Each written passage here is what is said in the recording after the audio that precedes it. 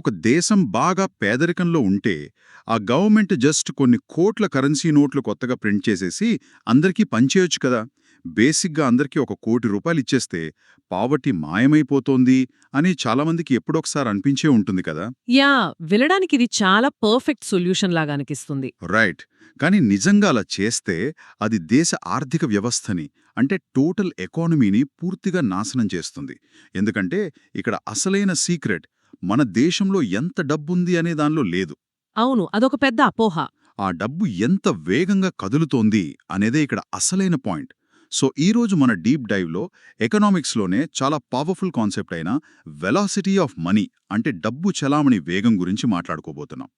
బేసిక్గా జేబులో డబ్బు కదలకుండా ఉంటే మన ఫ్యూచరే ఎందుకు మారిపోతుందో ఇవాళ డీకోడ్ చేద్దాం. యాక్చువల్లీ ఎకానమిక్స్ అనగానే అందరికీ ఒకటే ఫీలింగ్. చాలా కాంప్లికేటెడ్ నంబర్స్ ఉంటాయని, పెద్ద పెద్ద గ్రాఫ్స్, బోర్ కొట్టే థియరీస్ ఉంటాయని అనుకుంటారు. టెక్స్ట్ బుక్స్ నిండా ఫార్ములాలుంటాయి కదా. ఎగ్జాక్ట్లీ. కానీ అది నిజం కాదు. ఎకానమీ అనేది బేసిక్గా హ్యూమన్ బిహేవియర్కి సంబంధించిన ఒక సింపుల్ లాజిక్ అన్నమాట. ఇప్పుడు మీరన్నట్టు కేవలం మనీ ప్రింట్ చేసేస్తే ప్రాబ్లం సాల్వ్ అయిపోవు. రైట్. ఒక ₹100 నోటు మార్కెట్లోకొచ్చిన తర్వాత అది ఒకరి చేతిలో నుంచి ఇంకొకరి చేతికి ఎంత వేగంగా మారుతోంది అనేది మెయిన్. దీన్నే ఎకనామిక్స్ టర్మ్స్లో వెలాసిటీ ఆఫ్ మనీ అని అంటారు. ఒక చిన్న నోటు కొన్ని వేల రూపాయల ఎకనామిక్ యాక్టివిటీని ఎలా క్రియేట్ చేస్తుందో మనం ఈరోజు క్లియర్గా చూద్దాం. ఓకే, వెలాసిటీ ఆఫ్ మనీ అంటున్నాం. వెలాసిటీ అంటే స్పీడ్. అంటే ఒక కరెన్సీ నోటు ఎంత స్పీడ్గా ట్రావెల్ చేస్తుంది అనా? అవును, ఒక రకంగా అదే. అసలు దీన్ని ఎలా అర్థం చేసుకోవాలి? అంటే దీన్ని మెజర్ చేయడానికి ఏదైనా పద్ధతి ఉంటుందా? సంవత్సరంలో తీసుకుందాం. ఒకే కరెన్సీ నోటు సగటున ఎన్నిసార్లు చేతులు మారుతుంది అనేదే velocity of money. Velocity of money అంటే ఒకరి దగ్గర నుంచి ఇంకొకరికి వెళ్ళడం. కరెక్ట్. ఒకరి దగ్గర నుంచి ఇంకొకరి దగ్గరికి వెళ్ళి గూడ్స్ అండ్ సర్వీసెస్ కొనడానికి ఆ నోటు ఎన్నిసార్లు వాడబడింది అనేది ఇక్కడ లెక్క. ఓ, అంటే ఆ నోటు ఎంత ఫాస్ట్గా జనాల మధ్య తిరిగితే ఎకానమీకి అంత మంచిది అంటారా? ఖచ్చితంగా. ఆ వేగం ఎక్కువగా ఉంటే ఎకానమీ బలంగా చాలా యాక్టివ్గా ఉన్నట్టు అర్థం. ఒకసారి దానికి రివర్స్లో ఆలోచించండి. ఈ వేగం తక్కువగా ఉందంటే ఏంటర్థం? జనాలు తమ దగ్గర డబ్బున్నా కూడా ఖర్చు పెట్టకుండా దాచుకుంటున్నారని. వాళ్ళలా ఖర్చు పెట్టకపోతే బిజినెస్లు నడవవు గదా. అవును, సేల్స్ ఆగిపోతాయి. సో అది మెల్లగా ఎకనామిక్ స్లోడౌన్కి లేదా వర్స్ట్ కేసులో రెసెషన్కి దారితీస్తుంది. యా, దీన్ని మనం రియల్ లైఫ్లో జరిగే ఒక చిన్న ఎగ్జాంపుల్తో ఇమాజిన్ చేసుకుంటే బాగుంటుంది. ఓకే. లైక్ సచిన్ దగ్గర ఒక 500 నోటు ఉందనుకుందాం. సచిన్ వెళ్ళి ఆ 500తో రోహిత్ దగ్గర ఒక క్రికెట్ బ్యాట్ కొన్నాడు. ఓకే. ఇప్పుడు ఆ 500 రోహిత్ చేతికొచ్చింది కదా. అక్కడితో ఆగిపోయిందంటే? లేదు, రోహిత్ ఆ నోటు జేబులో పెట్టుకుని ఊరుకోలేదు. అతనికి ఆకలేసి ఆ 500 నోటు తీసుకువెళ్లి చరణ్ రెస్టారెంట్లో బిర్యానీ తిన్నాడు. సో రోహిత్ నుంచి చరణ్కి ఆ నోటు చేతులు మారింది. రైట్. ఆ తర్వాత చరణ్ కూడా ఆ నోటును దాచుకోలేదు. అతను ఆ నోటును తీసుకువెళ్లి ప్రభాస్ దగ్గర ఒక మూవీ టికెట్ కొన్నాడు.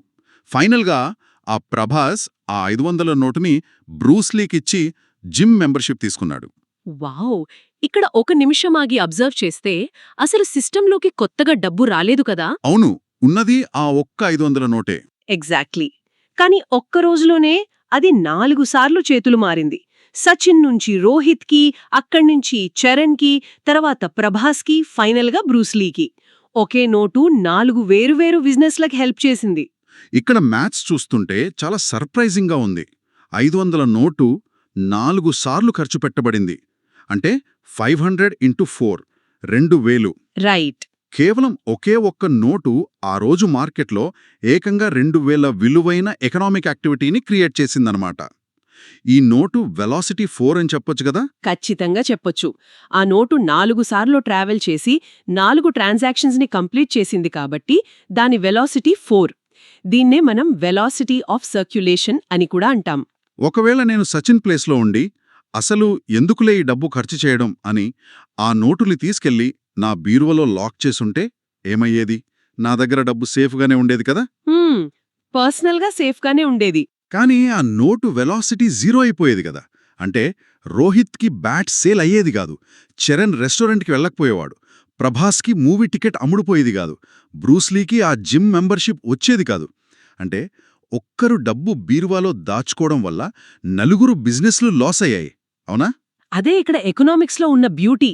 ఎవరైనా సరే డబ్బుని బీరువాలో దాచుకోవడం వల్ల తమకి తాము సేఫ్ అని ఫీల్ అవ్వొచ్చు. కానీ ఎకానమీలో ఆ చైన్ రియాక్షన్ మొత్తం ఆగిపోతుంది. ఒకరి ఖర్చు ఇంకొకరి ఆదాయమన్నమాట. వావ్!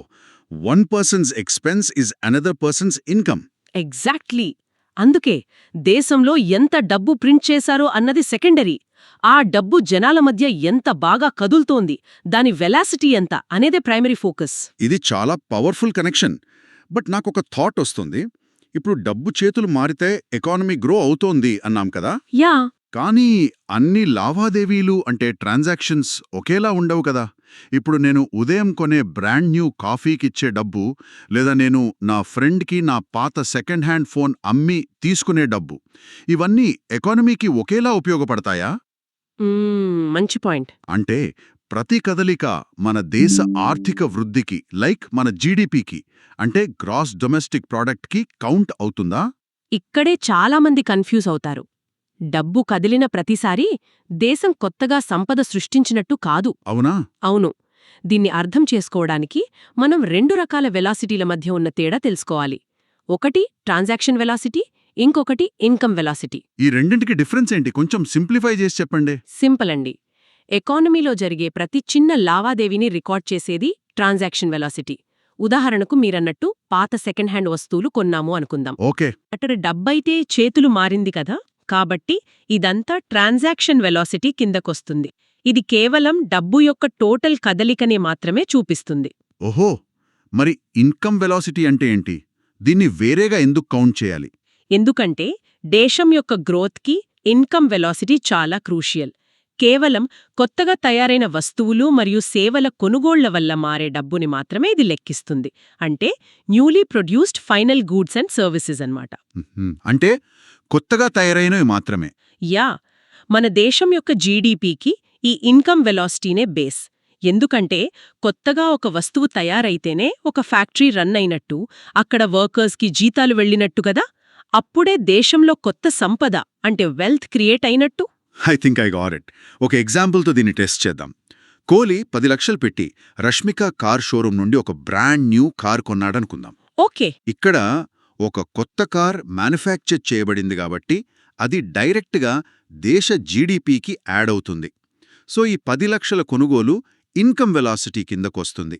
నా లాజిక్ కరెక్టేనా? పర్ఫెక్ట్. కొత్త వాల్యూ క్రియేట్ అయింది, కొత్త జాబ్స్కి సపోర్ట్ దొరికింది కాబట్టి అది ఖచ్చితంగా ఇన్కమ్ వెలాసిటీ. ఇప్పుడు ఇంకో సినారియో ఆలోచించండి. చెప్పండి. ఒక సంవత్సరం వాడిన తర్వాత కోహ్లీ అదే కార్ని లేదా తన పాత బైక్ని సచిన్కి ఒక 50,000కి అమ్మేశాడనుకుందాం. అప్పుడు ఆ 50,000 పరిస్థితి ఏంటి? నా లాజిక్ ప్రకారం ఇక్కడ కూడా డబ్బు చేతులు నారింది. కోహ్లీకి 50,000 వచ్చాయి, సచిన్కి ఆ పాత బైక్ వచ్చింది. సో ఎకానమీ పెరిగినట్టే కదా? లేదు, అక్కడే ఎకానమీ అస్సలు పెరగలేదు. అదేంటి? ఎందుకు? ఎందుకంటే అది పాత బైక్. అది తయారైన సంవత్సరంలోనే దాని అసలు వాల్యూ మొత్తం జీడీపీలో యాడైపోయింది. ఓ అవును కదా. ఇప్పుడు వీళ్ళిద్దరి మధ్య కేవలం ఓనర్షిప్ మాత్రమే మారింది తప్ప కొత్తగా ఎక్కడా ఫ్యాక్టరీలో పని జరగలేదు, కొత్త వాల్యూ క్రియేట్ అవ్వలేదు. కాబట్టి ఆ 50,000 లావాదేవీ కేవలం డబ్బు కదలికని తెలిపే ట్రాన్సాక్షన్ వెలాసిటీ కిందకే వస్తుంది. దేశ ఆదాయాన్ని సూచించే ఇన్కమ్ వెలాసిటీ కిందకు రాదు. అద్భుతమండి. ఇది వింటుంటే నాకు ఒక క్రికెట్ ఎనాలజీ స్ట్రైక్ అవుతోంది. చెప్పండి. అంటే ఒక క్రికెట్ మ్యాచ్లో బ్యాట్స్మ్యాన్ బాల్ని బౌండరీకి కొట్టినప్పుడు వచ్చి ఆ కొత్త రన్స్ మాత్రమే స్కోర్ బోర్డు మీద అంటే మన జీడీపీలో పడతాయి. యా, అలా కాకుండా ఓవర్ అయిపోయిన తర్వాత ఫీల్డర్స్ తమలో తాము బాల్ని ఎన్నిసార్లు విసురుకున్నా సరే, అంటే పాత వస్తువుల సెకండ్ హ్యాండ్ సేల్స్ లాగా బాల్ చాలాసార్లు మూవ్ అవుతుంది, కానీ అది స్కోర్ బోర్డుకి ఒక్క రన్ కూడా యాడ్ చేయదు. అంతేనా? వావ్, ఆ అనాలజీ చాలా యాప్ట్గా ఉంది. ఫీల్డర్స్ బాల్ని విసురుకోవటం ట్రాన్సాక్షన్ వెలాసిటీ అయితే, బ్యాట్స్మ్యాన్ కొట్టే కొత్త రన్స్ ఇన్కమ్ వెలాసిటీ. మనకి మ్యాచ్ గెలవాలి అంటే, ఎకానమీ పెరగాలి అంటే కొత్త రన్స్ కావాలి, అంటే ఇన్కమ్ వెలాసిటీ పెరగాలి. అది దేశ వృద్ధికి అసలైన ఇండికేటర్. సూపర్గా కనెక్ట్ అయింది. సరే, ఇప్పుడు అసలు పాయింట్కి వద్దాం. డబ్బు స్పీడ్గా తిరగాలన్నాం, కానీ ఈరోజు ఖర్చు పెట్టాలా వద్దా, డబ్బు స్పీడ్గా వెళ్లాలా లేదా అనేది అసలు ఎవరు డిసైడ్ చేస్తారు? ఏ ఫ్యాక్టర్స్ ఈ చలామణి వేగాన్ని కంట్రోల్ చేస్తాయి? బేసిక్గా మనుషులు తమ డబ్బుని ఎప్పుడూ ఎలా ఖర్చు పెడతారు అనేది చాలా విషయాలపైన ఆధారపడి ఉంటుంది. వీటినే డిటర్మినెంట్స్ అంటారు. ఓకే, అవి ఏంటి? ఇందులో ముఖ్యమైనవి payment systems, frequency of income అంటే జీతం వచ్చే విధానం, ప్రొపెన్సిటీ టు కన్జ్యూమ్ అంటే పొదుపు కన్నా ఖర్చుకి ఎంత ఇంపార్టెన్స్ ఇస్తున్నారో అనేది. హ్మ్, అలాగే ఇంట్రెస్ట్ రేట్స్ అంటే వడ్డీ రేట్లు మరియు ఫ్యూచర్లో వస్తువుల రేట్లు పెరుగుతాయన్న భయం, దీన్నే ఇన్ఫ్లేషన్ ఎక్స్పెక్టేషన్స్ అంటాం. ఇవన్నీ ఈ వెలాసిటీని కమాండ్ చేస్తాయి. ఓకే, ఒక్కొక్కటిగా బ్రేక్ డౌన్ చేద్దాం. ఫస్ట్ది పేమెంట్ సిస్టమ్స్ అన్నారు కదా, అంటే నేను క్యాష్ వాడాలా, కార్డు వాడాలా అనే దాన్ని బట్టి ఎకానమీ స్పీడ్ మారిపోతుందా? ఖచ్చితంగా మారిపోతుందండి. ఒకప్పుడు మనం బయటికి వెళ్ళి ఒక చిన్న వస్తువు కొనాలన్నా జేబులో క్యాష్ ఉందా, చిల్లరుందా అని చెక్ చేసుకోవాల్సొచ్చేది. అవును, చాలా ఇబ్బందిగా ఉండేది. దాన్ని ఎకనామిక్స్లో ఫ్రిక్షన్ అంటే ఒక అడ్డంకి అనొచ్చు.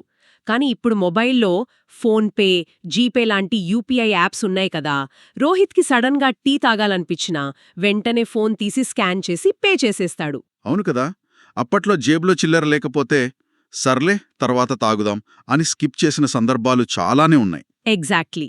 అంటే డిజిటల్ పేమెంట్స్ వల్ల మనం ఆలోచించే గ్యాప్ తగ్గిపోయి వెంటనే ఖర్చు చేసేస్తున్నాం అన్నమాట. అదే పాయింట్. డిజిటల్ పేమెంట్స్ వల్ల ఆ ఫ్రిక్షన్ తగ్గిపోయింది. లావాదేవీలు చాలా స్పీడ్గా జరిగిపోతున్నాయి. అంటే వెలోసిటీ ఆటోమేటిక్గా బూస్ట్ అవుతోంది. టెక్నాలజీ అనేది కేవలం మన కన్వీనియన్స్ మాత్రమే కాదు, అది దేశంలో డబ్బు కదిలే వేగాన్నే పెంచే ఒక powerful economic engine. It's really mind blowing. మనం ఊరికే స్కాన్ చేస్తున్నాం అనుకుంటాం, కానీ అది వెలాసిటీని ఎలా పెంచుతుందో ఇప్పుడు క్లియర్గా అర్థమైంది. యా. నెక్స్ట్, వడ్డీ రేట్లు అంటే ఇంట్రెస్ట్ రేట్స్ ఎలా ఎఫెక్ట్ చేస్తాయో చూద్దాం. బ్యాంక్లో వడ్డీ పెరిగితే మనం డబ్బులు దాచుకుంటాం కదా, మరి అది మంచిదే కదా?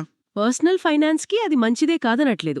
కానీ ఓవరాల్ ఎకానమీకేమవుతుందో చూద్దాం.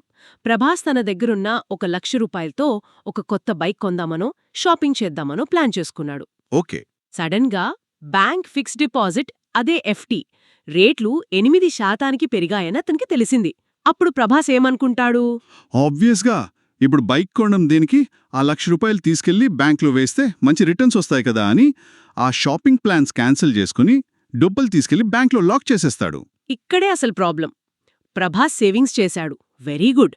కానీ ఆ ₹1,00,000 మార్కెట్లోకి వెళ్ళి ఒక బైక్ షోరూం వాడికి, ఒక మెకానిక్కి ఆదాయంగా మారాల్సిన డబ్బు ఇప్పుడు బ్యాంక్లో ఫ్రీజ్ అయిపోయింది. ఓ, అంటే చైన్ బ్రేక్ అయిపోయింది. అవును, మార్కెట్లో మనీ సర్క్యులేషన్ ఆగిపోయింది. అందుకే ఇంట్రెస్ట్ రేట్స్ బాగా పెరిగితే జనాలు డబ్బు దాచుకుంటారు. దానివల్ల ఆటోమేటిక్గా వెలాసిటీ తగ్గిపోతుంది. లాజికల్. మరి ఇన్ఫ్లేషన్ ఎక్స్పెక్టేషన్స్ సంగతేంటి? వస్తువుల ధరలు పెరుగుతాయి అనే భయం జనాల ఖర్చుని ఎందుకు మారుస్తుంది? రేట్లు పెరుగుతున్నాయి అంటే జనాల ఖర్చు తగ్గించుకోవాలి కదా. బేసిక్గా అందరూ అలాగే అనుకుంటారు, కానీ రియాలిటీలో దానికి రివర్స్లో జరుగుతుంది. అవునా? ఎలా? ఉదాహరణకు, రష్మిక న్యూస్లో రేపటి నుంచి గోల్డ్ రేట్లు లేదా పెట్రోల్ రేట్లు డబుల్ అవుతాయని చదివిందనుకోండి. అప్పుడు తను రేట్లు పెరుగుతున్నాయి కదా, రేపు కొందామని ఆగుతుందా? అస్సలు ఆగదు.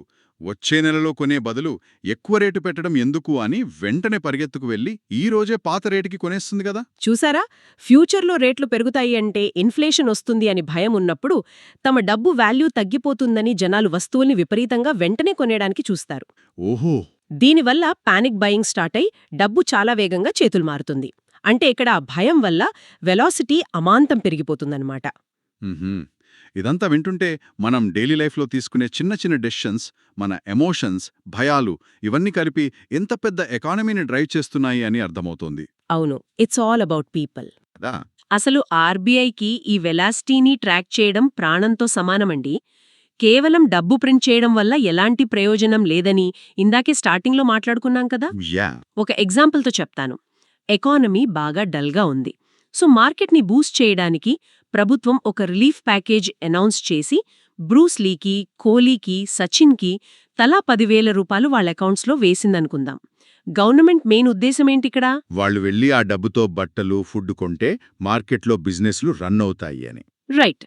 ఒకవేళ వాళ్ళు గవర్నమెంట్ అనుకున్నట్టే వెంటనే వెళ్లి ఆ డబ్బు ఖర్చు చేస్తే మార్కెట్లో లావాదేవీలు జరుగుతాయి, వెలాసిటీ హైగా ఉంటుంది, ఎకానమీ పికప్ అవుతుంది. ఓకే. కానీ రేపు మళ్ళీ ఏదైనా లాక్డౌన్ వస్తుందేమో, లేక మా జాబ్స్ పోతాయేమో అన్న భయంతో వాళ్ళందరూ ఆ 10,000ని బ్యాంక్లోనే ఉంచేసి లేదా తీసుకొచ్చి పరుపు కింద దాచుకున్నారనుకోండి, అప్పుడేమవుతుంది? అప్పుడు ప్రభుత్వం ఆశించిన ఆ బూస్ట్ ఎకానమీకి రాదు కదా. అదే కదా అసలైన పాయింట్. అక్కడ 10,000 ఎక్కడ్నుంచి ఎక్కడికి కదలదు. అంటే వెలాసిటీ జీరో. ప్రభుత్వం మార్కెట్లోకి ఎంత కొత్త డబ్బు పంచేసినా సరే జనాల్లో ఆ భయముండి ఖర్చు చేయకపోతే అదంతా వేస్ట్ అయిపోతుంది. వావ్. అదే దానికి ఆపోజిట్గా డబ్బు సప్లై స్థిరంగా ఉన్నా సరే జనాలు విపరీతంగా ఖర్చు చేస్తే కొనేవాళ్లు ఎక్కువ అయ్యి వస్తువులు తక్కువ అవుతాయి. అప్పుడు డేంజరస్ ఇన్ఫ్లేషన్ వస్తుంది. సో సప్లై కన్నా కదిలికే చాలా పవర్ఫుల్ ఇక్కడ. అంటే ఒక డాక్టర్ పేషెంట్ పల్స్ పట్టుకునే హెల్త్ ఎలా ఉందో చెక్ చేసినట్టు ఆర్బీఐ వాళ్ళు ఈ వెలాసిటీని పట్టుకొని మన ఎకానమీ హెల్త్ చెక్ చేస్తారన్నమాట. ఎగ్జాక్ట్లీ, పర్ఫెక్ట్గా చెప్పారు. కాన్సెప్ట్ వరకు ఇదంతా బాగానే ఉంది. కానీ దీన్ని ఎకానమిస్ట్స్ యాక్చువల్గా ఎలా లెక్కేస్తారు? ఊరికే గాల్లో లెక్కలు వేయలేరు కదా. వాళ్ళు వాడే మ్యాథమెటికల్ మోడల్స్ ఏమైనా ఉంటాయా? ఖచ్చితంగా ఉంటాయి. మనీ సప్లైకి, ధరలకి మధ్య ఉన్న సంబంధాన్ని వివరించడానికి క్వాంటిటీ థియరీ ఆఫ్ మనీని వాడతారు. ఓకే. ఇందులో 2 ఫేమస్ అప్రోచెస్ ఉన్నాయి. ఒకటి ఫిషర్స్ ట్రాన్సాక్షన్ అప్రోచ్, ఇంకొకటి క్యాంబ్రిడ్జ్ క్యాష్ బ్యాలెన్స్ అప్రోచ్. పేర్లు కొంచెం హెవీగా ఉన్నాయి. యా, కానీ కాన్సెప్ట్ సింపుల్. ముందుగా ఎర్వింగ్ ఫిషర్ చెప్పిన ఈక్వేషన్ చూద్దాం. ఆయన వాడిన ఫార్ములా MV=PT. ఫిషర్ డబ్బుని కేవలం ఒక మీడియం ఆఫ్ ఎక్స్చేంజ్గా, అంటే ఒక వస్తువు మార్చుకోవడానికి వాడే సాధనంగా, టూల్ గా మాత్రమే చూశాడు. ఓకే. ఈ MV=PT ఫార్ములా చూడ్డానికి కొంచెం సైన్స్ ల్యాబ్ ఈక్వేషన్ లాగా ఉంది. దీని వెనుక లాజిక్ ఏంటి? అసలు ఈ లెటర్స్ మీనింగ్ ఏంటి? ఇది చాలా సింపుల్. M అంటే మనీ సప్లై, అంటే మార్కెట్లో ఎంత డబ్బు ఉంది అని. ఓకే. V అంటే మనం ఇప్పటిదాకా మాట్లాడుకుంటున్న వెలాసిటీ, అంటే వేగం.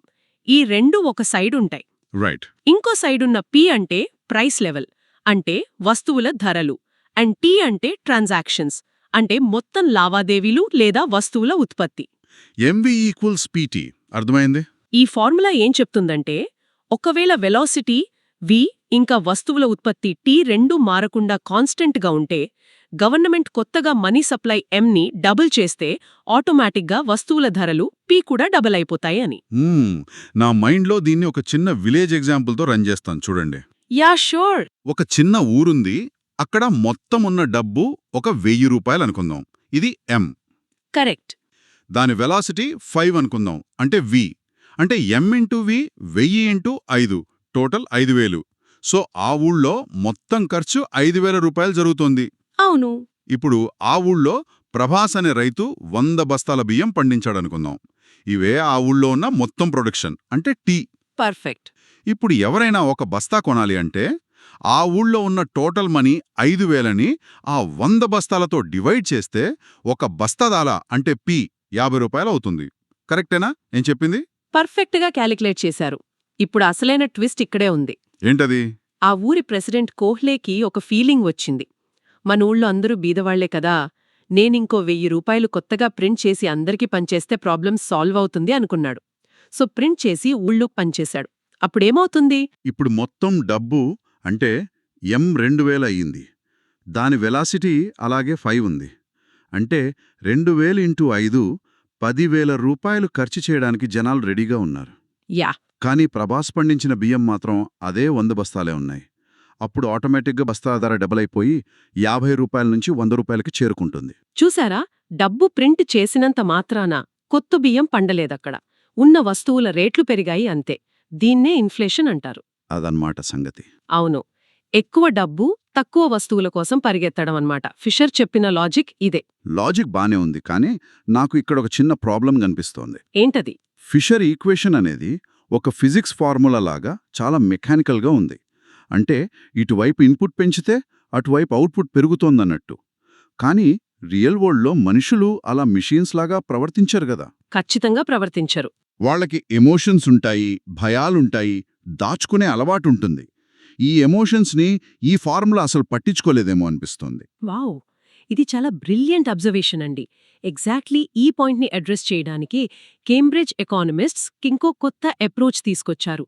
దాన్ని కేంబ్రిడ్జ్ క్యాష్ బ్యాలెన్స్ అప్రోచ్ అంటారు. ఓకే, వీళ్ళేం చెప్పారు? వీళ్ళు డబ్బుని కేవలం ఖర్చు పెట్టే సాధనంగా కాకుండా స్టోర్ ఆఫ్ వాల్యూగా కూడా చూశారు. అంటే భవిష్యత్తు కోసం వాల్యూని నిల్వ చేసుకునే సాధనం అని అర్థం. ఓహో, అంటే డబ్బుని దాచుకోవడం మీద ఫోకస్ చేశారా వీళ్ళు? అవును. కేంబ్రిడ్జ్ ఎకానమిస్ట్ ప్రకారం జనాలు తమ ఆదాయంలో ఎంత శాతం లిక్విడ్ క్యాష్ తమ దగ్గరే ఉంచుకోవాలి అనుకుంటున్నారన్నది అసలైన ఫ్యాక్టర్. దాన్ని వాళ్ళు కే అనే ఒక వేరియబుల్ లాగా చూశారు. ఫర్ ఎగ్జాంపుల్, రష్మిక ఏడాదికి 10 లక్షలు సంపాదిస్తోంది అనుకుందాం. తను జనరల్గా ఏ ఎమర్జెన్సీ వచ్చినా వాడుకోవడానికి ఒక 10% ఎప్పుడూ క్యాష్గా దాచుకుంటుంది. ఇది నార్మల్గా జరిగే ప్రాసెస్. యా, ఎవరికైనా ఆ సేఫ్టీ నెట్ అవసరం గదా. మరి ఒకవేళ సడన్గా మార్కెట్లో నెగటివ్ న్యూస్ వస్తే, లైక్ బ్యాంకులన్నీ ఫెయిల్ అవుతున్నాయి, డబ్బులు ఎవరికీ తిరిగి రావు అని ఒక పెద్ద రూమర్ వస్తే, అప్పుడు రష్మికేం చేస్తుంది? అప్పుడే ఆ పానిక్ స్టార్ట్ అవుతుంది. రష్మిక, రోహిత్, సచిన్ అందరూ భయపడిపోయి అప్పటిదాకా 10% మాత్రమే దాచుకునేవాళ్లు ఇప్పుడు ఏకంగా 40% ఫిజికల్ క్యాష్ దాచుకోవడం స్టార్ట్ చేశారు అనుకుందాం. అంటే భయంతో బయటికి తీసేస్తారు. అవును. తమ చేతిలో నుంచి ఎక్కువ డబ్బుని లాగేసి పరుపుల కింద దాచేశారు. అప్పుడు జనాలు వస్తువులు కొనడం ఆపేస్తారు కదా. వస్తువులు కొనేవాళ్లు లేక షాపుల్లో సేల్స్ ఆగిపోతాయి, డిమాండ్ పడిపోతుంది. ఇక్కడ నేను గమనించిన విషయం ఏంటంటే, ఇక్కడ దేశంలో డబ్బు తక్కువైపోయి ఈ ప్రాబ్లం రాలేదు. అవును. సైకాలజీ మారింది. జనాల భయం వల్ల వెలాసిటీ ఆగిపోయి ఆ ఎకనామిక్ స్టెబిలిటీ మొత్తం దెబ్బతింది. ఎగ్జాక్ట్లీ కరెక్ట్ అండి. ఫిషర్ ఫార్ములా ఏమో డబ్బు సప్లై మీద ఫోకస్ చేస్తే, కేంబ్రిడ్జ్ అప్రోచ్ అనేది ప్యూర్ హ్యూమన్ సైకాలజీ మీద ఫోకస్ చేస్తుంది. జనాలు తమ భవిష్యత్తు గురించి ఏమనుకుంటున్నారు, వాళ్ళ భయాలేంటి అనేవి కూడా ధరలని, ఎకానమీని డిసైడ్ చేస్తాయి. బేసిక్గా ఎకనామిక్స్ అంటే కేవలం నంబర్స్ కాదు, అది సగం మనుషుల సైకాలజీకి సంబంధించిన సబ్జెక్ట్. ఈ డిస్కషన్లో నాకు బాగా అనిపించిన పాయింట్ ఏంటంటే, ఈ వెలాసిటీ ఆఫ్ మనీ అనేది మనందరి ఉమ్మడి నమ్మకం, అదే కలెక్టివ్ బిలీఫ్ మీద ఆధారపడి ఉంటుంది. రేపు ఎకానమీ బాగుంటుంది అని మనందరం పాజిటివ్గా నమ్మితే మనం ధైర్యంగా ఖర్చు పెడతాం. రైట్. అప్పుడు డబ్బు స్పీడ్గా తిరుగుతుంది. అప్పుడు ఎకానమీ నిజంగానే బాగుపడుతుంది. అదే ఫ్యూచర్ గురించి భయపడి ఆగిపోతే ఆ భయమే ఎకానమీని నిజంగా కిందకి లాగేస్తుంది. ఒక రకంగా చెప్పాలంటే సెల్ఫ్ ఫుల్ఫిల్లింగ్ ప్రాఫెసీ లాగుందన్నమాట. అవును. అందుకే ఈ వెలాసిటీ ఆఫ్ మనీ అనేది ఒక దేశం యొక్క ఎకనామిక్ పల్స్ అంటాం. అది కరెక్ట్గా ఉంటేనే రియల్ ఎకనామిక్ హెల్త్ ఏంటో తెలుస్తుంది. డబ్బు ఎక్కడో ఒక దగ్గర ఉండిపోవడం కాదు, అది మార్కెట్లోకి వచ్చి కదలాలి. అప్పుడే ఆ డబ్బుకి ఒక అర్థం. సూపర్గా సమ్మరైజ్ చేశారు. సో ఈరోజు మన డీప్ డైవ్ ద్వారా మనం నేర్చుకున్నదేంటంటే, నోట్లు ప్రింట్ చేసి పంచిపెట్టినంత మాత్రాన పని అవ్వదు. ఆ డబ్బుకి ప్రాణం పోసేది అది జరిగే కదలికే. సరే, ఈ డీప్ డైవ్ ముగించే ముందు ఇదంతా విన్నాక ఒక ఆలోచించాల్సిన విషయం గురించి మాట్లాడుకుందాం. ఓకే. ఇప్పుడంతా టెక్నాలజీ యుగం గదా, అంతా డిజిటల్ అయిపోతోంది. ఒకవేళ భవిష్యత్తులో మనమంతా పూర్తిగా క్యాష్లెస్ డిజిటల్ ఎకానమీలోకి వెళ్ళిపోతే ఏమవుతుంది? Interesting angle. అంటే అసలు ఫిజికల్ క్యాష్ అనేదే లేకుండా పోతే, అప్పుడు జనాలు భయపడిపోయి తమ పరుపుల కింద, బీరువాల్లో డబ్బులు దాచుకునే ఆప్షనే ఉండదు గదా. అప్పుడు ఈ వెలాసిటీ ఆఫ్ మనీ అనేది ఎలా రియాక్ట్ అవుతుంది? జనాలు క్యాష్ దాచుకోలేరు కాబట్టి ఎకానమీని, గ్రోత్ని, అలాగే ఇన్ఫ్లేషన్ని కంట్రోల్ చేయటం ప్రభుత్వానికి లేదా ఆర్బీఐకి మరింత సులభమవుతుందా? ఇదొక పెద్ద ప్రశ్న. లేక ప్రతిదీ డిజిటల్గా ట్రాక్ అవుతుంది కదా అని జనాలు వేరే రకమైన కొత్త సమస్యల్ని క్రియేట్ చేస్తారా? ఒకప్పుడు డబ్బు బీరువాలో దాచుకుంటే ఎకానమీ ఆగిపోయేది. రేపు ఆ బీరువాలో దాచుకునే ఛాన్సే లేకపోతే ఏం జరుగుతుందో, అసలే ఎకానమీ ఎలా మారుతుందో, ఇది మనందరం నిజంగా లోతుగా ఆలోచించాల్సిన పాయింట్.